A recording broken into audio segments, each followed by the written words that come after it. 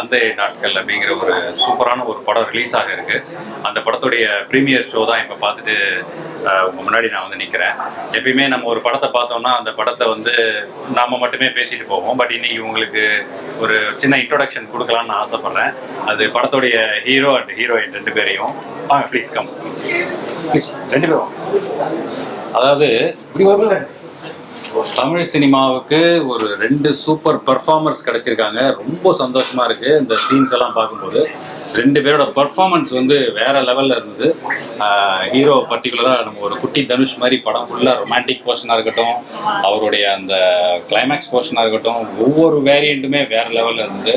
ஹீரோயினும் எனக்கு கிட்டத்தட்ட ஒரு அதித்தி சங்கருடைய அந்த சென்ஸ் ஆஃப் ஹியூமர் அந்த மாதிரி எல்லாம் வந்து அவங்க பண்ணாங்க.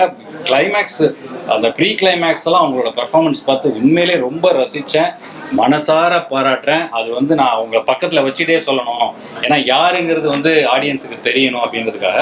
ஸோ இந்த படம் தேட்டரில் செப்டம்பர் 25 வருது. பெஸ்ட் காஸ்ட் ப்ரொடக்ஷன்ஸோட Murali Kabir Das sir production and director Sundar. அவர் வந்து ஒரு புது டைரக்டராக ஃபர்ஸ்ட் டைம் லான்ச் ஆகுறாங்க. ஆனால் அது வந்து ஒரு ஃப்ரேம்லையுமே நமக்கு வந்து ஒரு விஷுவல்ஸுமே மிரட்டியிருக்காங்க. ஸ்கிரிப்ட் வந்து எங்கேயுமே லேக் இல்லை, அவ்வளோ என்கேஜிங்காக, அவ்வளோ கண்டென்ட் ஓரியன்டான ஒரு ஃபிலிம். ரொம்ப மனநிறைவான ஒரு படம். இந்த படம் டெஃபினட்டாக தேட்டர்லேயும் சரி ஓடிடிலையும் சரி பெரிய சக்ஸஸ் அடையணும். எல்லாரும் கண்டிப்பாக பார்க்கணும். படத்தில் ஒரு நல்ல ஒரு கண்டென்ட் ஓரியன்டான என்டர்டெய்னிங்கான லவ்வபிளான ட்ரெண்டியான ஒரு படமாக இந்த அந்த நாட்கள் இருக்கும். படத்தில் பாக்யராஜ் சார் அவருடைய போர்ஷன் ரொம்ப சூப்பராக கலக்கியிருக்காங்க.